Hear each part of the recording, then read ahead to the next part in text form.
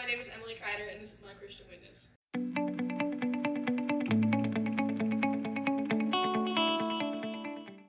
In Romans 8:18, Paul talks about how the everyday suffering is experienced by all of creation and how we need to trust that God will use every circumstance in our lives for good. Everyone has had difficult points of their life. For me, the most difficult time was the 3 years I was in middle school. There were times in middle school where I felt unloved, undervalued, and insignificant. Sometimes I thought that feeling this way was just how life was.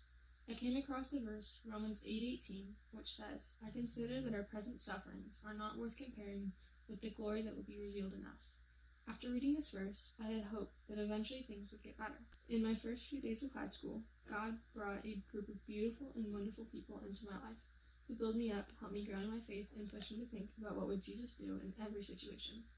God promises glory in heaven, but he gave me a taste of that glory in high school. I'm so incredibly grateful to have these people in my life. Suffering is caused by sin. Now that I reflect on these things, I realize that at points in my life, I have most definitely caused people pain. But God has seen our sin and has forgiven us.